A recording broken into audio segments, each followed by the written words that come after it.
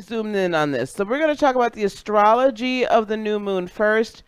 As most of you probably already know, the new moon will be in Virgo on the 17th of September. So we're going to chat about the astrology first, okay? I want to bring up a couple of things here. Let me make that two. And so here we have the new moon. For those of you who do not know what a new moon is, the new moon is that lunar cycle when the moon, as it's traveling around the Earth, is conjunct the sun. So there's no reflection of sunlight on the moon to create moonlight.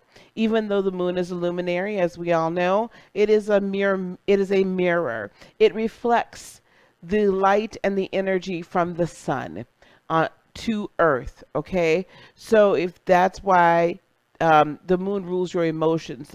Your emotions are the energy that you're giving off as a result of the reflection of what's going on with your inner sun, right? How you're feeling in your depth of who you are reflects and comes out in the mirror image, yes, of your emotions, okay?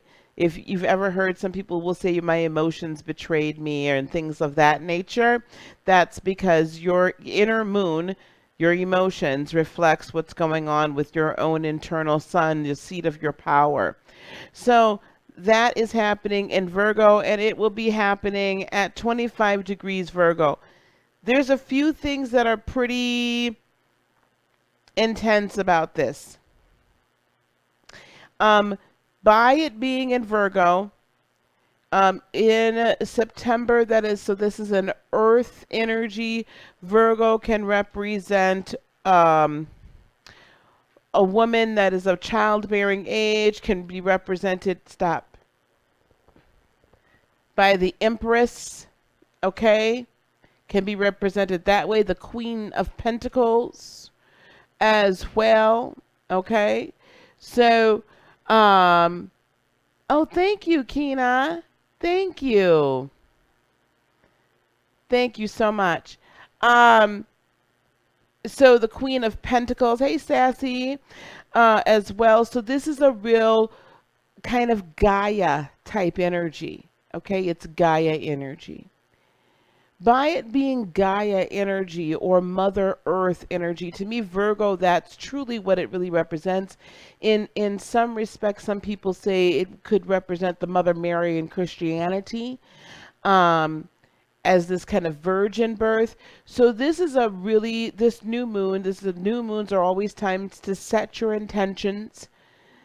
This is the perfect opportunity for us to set our intention for the next year, next cycle, season, right? So we're at this precipice, we're at this moment where there's probably been a lot of things that you've been working with and building upon and all of this great stuff, right?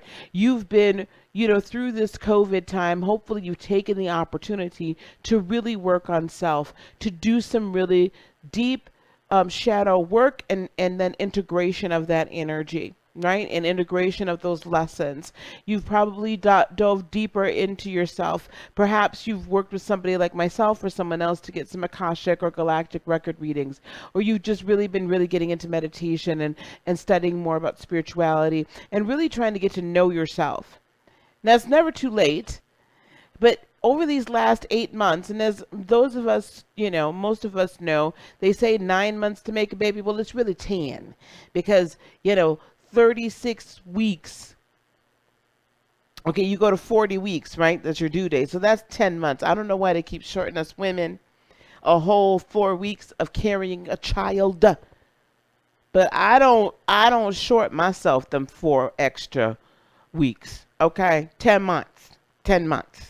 All right.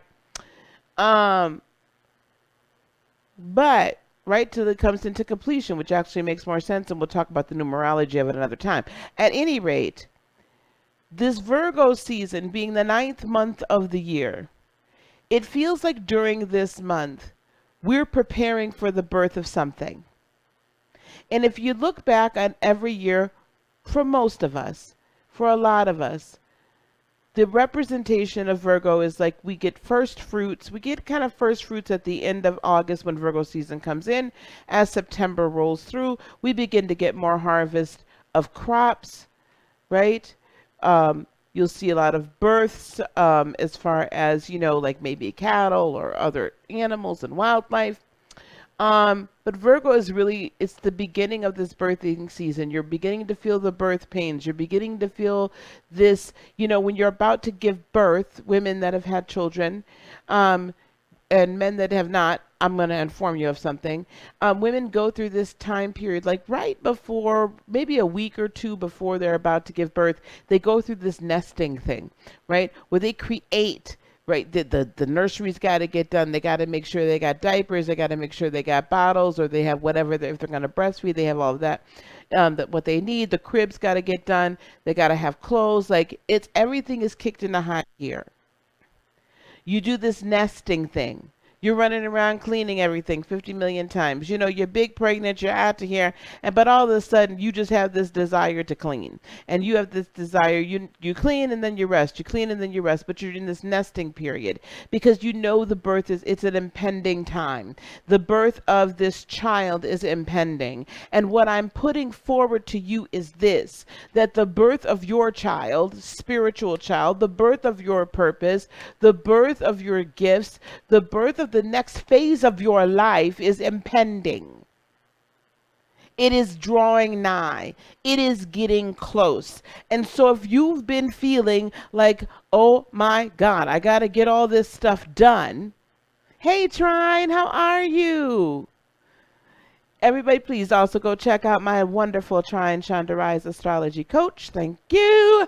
She's fabulous. But you feel like it's about to happen because your body knows, the woman's body knows that it is about time for her to not only rest up but prepare for this impending birth. Thank you so much for the love, Cheryl. So if you've been running around doing that, if you've been feeling like you've got to complete these tasks because your purpose, because the next phase, because the next stage is about to be birthed, you're in the right space. If you're on this edge of your seat, like, I know there's something more, but I just can't put my finger on it. And maybe some of you have put your fingers on it, and that's great. Maybe some of y'all know, and that's fabulous. That's what I want. Okay? That's what I want. But if you're on this precipice and you just know that you know that you know, but then all these different obstacles come into play, you're feeling like at every turn you're taking 1 step, 2 steps forward, and you're taking another 3 steps back. That's okay because you're not quite ready for the birth yet. You didn't quite get that crib put together correctly yet. You still got to get the rocking chair to put into the nursery. Maybe you want a few other outfits for the baby. Maybe you need a few more bottles and this and that. Okay, it's not quite decorated yet. You've got the basic things here that you need, but maybe the decorations aren't quite on the wall. This is where we're at right now, in this odd little space where we're right here almost ready to take off. And yet we know we're not quite ready. And so perhaps some of you all are a little scared because of that. You're a little petrified. You're a little nervous. You're second guessing yourself. Well, let this new moon be the time that you set the intention that we're no longer second guessing ourselves. And let me show you why. Now, over here, Neptune in Pisces is in retrograde in opposition, right? Pisces opposes Virgo. They're opposing signs. Mutable earth in Virgo, mutable water in Pisces. Pisces is the dreamer. Pisces is the 12th house karma. Pisces is the area, the space for illusion. Pisces is the space for the way out there Neptunian thought processes. They'll take a trip way out to Neptune and then they'll dive way deep into the sea. There's a lot of things a Pisces can't see. or they sense all of these things, and sometimes their illusions and their dreams and their aspirations are so lofty the naked eye and the naked third dimensional mind cannot comprehend it because of its depth. We talked about this, I think, during our readings for September mid-month, how Piscean, you look down into the sea and you can only see about maybe this far down, and then all of a sudden it's black. You can't see any further. There's only so far the light is going to penetrate beneath the surface of the sea, and yet there's all this life going on that you wouldn't even have any idea about. And when, if you can see a little bit, when it does kind of come to the surface a little bit, it's a weird illusion, right? Because you're looking at it through water. You're looking at it through a looking glass. You can't quite get it into focus because it's wavy and it's not, you can't hold on to it. It's water. Well, Neptune and Pisces at home, it loves to be there. This is home, and it only gets there once a generation. It takes a long time for Neptune to get around the sun. So it hangs out there for a long time. But while Neptune is in retrograde, it allows a lifting of the veil a little bit. I always look at retrogrades as a time for pause, rewind, and reset. It's a review time. Now, there are some other things that can be said about a retrograde. However, I look at it that way. Now, the retrograded Neptune and Pisces is giving you an opportunity to do a couple of things. Rethink your dreams a little bit, review them, and it's also giving us a time to renew them. It's also giving us a time to say, you know what, everybody else thought that I was cuckoo for Cocoa Puffs, but God dang it, I believe in it. I believe I can fly, right?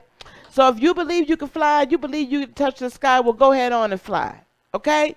My point is that it's bringing us out and giving us just that extra little bit of focus, especially when it's a new moon. So this is an opposition. So this oppositions are a call to action. It's a rub, especially a square. But to me, an opposition allows you to look at the other side of the coin and look at some aspects of something that maybe you didn't look at before. And I always say that the new moon gives us an opportunity to look at it kind of devoid from the emotion. Because the moon, there is no emotion reflecting back to us. There is only us. Only our internal sun, only our solar plexus chakra, only who we are at our core, right? Core training, who we are at our solar plexus core.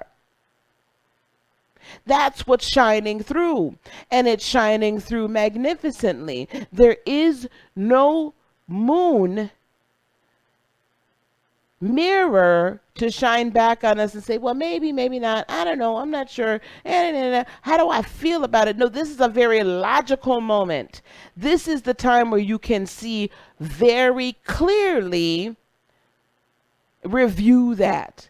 Now, the other thing that I want to call to your attention throughout this process here, okay, throughout this process, is we have Neptune in retrograde that is trining the big boys up here. Neptune in retrograde is trining them big boys. Saturn in retrograde, Pluto in retrograde, and thank God Jupiter went direct. All in Capricorn. We have our foundation, our control, our structures, the governance, things and ideas and entities and people, groups of people that have governed over us, and time, the great controller, time, along with Pluto, the transformer, another area of control. Thank you so much, Trine. The transformer, the other area of control, the phoenix that rises, and the one that investigates everything. Trust and but verify. Pluto is acting as that CSI, the NCIS, the FBI, the KGB, the MI6. It is the great investigator, along with Jupiter, who does not like to be in Capricorn because it's very constraining. But I'm going to ask you to tap into that Jupiter constraint within Capricorn to hone in on your true purpose, true desires, and true plans.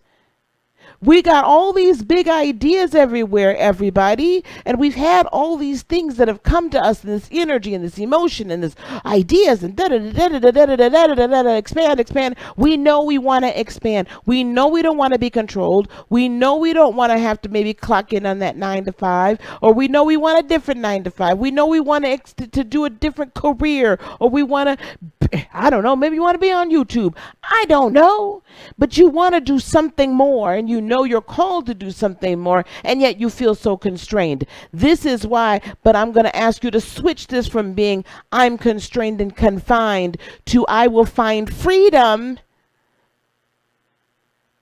in structure. Somebody needs to say freedom in structure. Because believe it or not, the freedom does not come in the chaos, but the freedom comes in the structure. I want you to let that sink in. The freedom does not come in the chaos. The freedom comes in the structure. Why? Because now you have a plan. Now you have a path. Now you have a track to run on. So coming up with your structural plans and the track that you will run on to get from point A to point B to point C and beyond on a long-term basis. Capricorn, long-term goals. Saturn, long-term goals. Pluto, long-term goals. Jupiter, long-term. These are the outer planets. These are long-term. These are not personal, hit it and quit it planets, okay? Now that's your Mercury's, your Venuses, and your Mars. That's a hit it and quit it. Like, I'm not trying to marry you. I'm just here for one night, maybe. And if I like it, maybe two. I'm just saying I may or may not know anything about that. But my point is this. These are the Marian kind that we're dealing with. This is the long-term structure. If this cat, but the long-term structure, so this is what we're laying down right now. And this long-term structure and our plan for the future is what's rolling around in our sacral chakra. It's what's rolling around in our belly, and it is about ready to be birthed. And a lot of us don't feel like we're ready. And where I get that from is this here. You have right here the trine between the new moon and all of the long-term plan and long-term structure. Baby, I really can't. Not tonight. Let me go. The long-term goal and the long-term structure planets. While in Virgo. So this is our intention. This is our intention. We are needing to set our intentions during this new moon cycle that we will become laser focused on the long-term goals structures, that we will break free from limiting beliefs that have been wasting our time. Saturn is also called Chronos. It is father time. It is father time, and father time for a little bit now has stood still darn near. Saturn will be going direct, I believe, October the 4th. Please, astrology heads, correct me if I'm wrong. Father time is not hitting pause, stop, rewind for us for very much longer. Father time is giving us a moment right now to release limiting beliefs, so that when he moves into his second home of Aquarius and then restructures on a global scale how we interact with one another, the technology and all that goes along with it, also spiritual beliefs, because we're coming out of this age of messianic necessity and coming into a more personal understanding of a more personal and individual accountability and relationship as we're moving from Pisces into Aquarius. The age, the necessity for us to understand ourselves and restructure our relationship with time and relationship with a third dimension. In other words, releasing our limiting beliefs, while we're also Pluto transforming those beliefs then into something positive, Jupiter for expansion. And what are we expanding? Those Neptunian, high spiritual, high dimensional dreams. Those deep desires that we've had that nobody else, nobody was going to believe in it. Those big, hairy, audacious goals, as we call them. Now, helping all of this out, I don't want to leave Uranus in retrograde and Taurus out. So now we have this trining here. We have this trining here. Here we have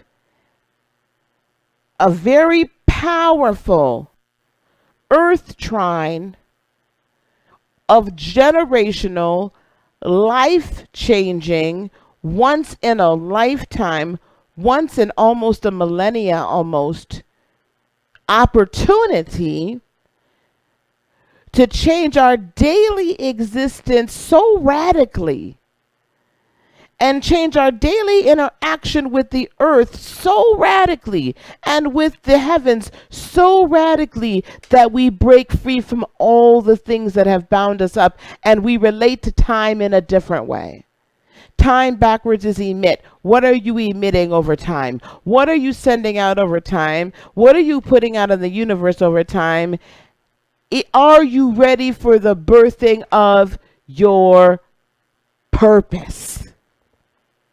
Are you ready to birth, finally, the foundations, not just the foundations, but are you ready to trust the foundational structures that you've been setting up? Put the walls up. Paint those darn walls. Put your furniture in there and put the decorations on the wall, because some of you, and I'm going to talk about myself, some of us, honestly, we already got the damn walls up. We got the foundation laid. We got everything ready to go. We've got the dream. We know where we're going. We know how we're supposed to get there.